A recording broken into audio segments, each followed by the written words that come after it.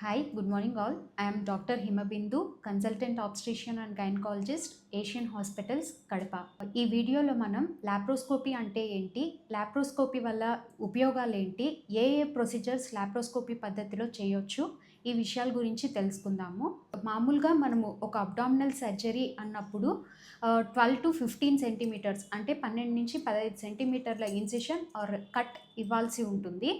మనం లాప్రోస్కోపీ పద్ధతిలో ఒక 2 సెంటీమీటర్ల ఇన్సిషన్ ఇచ్చి ఆ ఇన్సిషన్ ద్వారా ఒక ట్యూబ్ లాంటి ఇన్స్ట్రుమెంట్ని అబ్డామిన్లోకి సెండ్ చేస్తాము. ఈ ట్యూబ్ లాంటి ఇన్స్ట్రుమెంట్ని మనం లాప్రోస్కోప్ అంటాము. ఈ లాప్రోస్కోప్ టెలిస్కోప్ లాగా పనిచేస్తుంది. ఏదైనా ఒక సర్జరీలో హీమోస్టాసిస్ అంటే ఏదైనా ఒక వెజల్ నుంచి రక్తస్రావం కాకుండా కాపాడడం చాలా ఇంపార్టెంట్.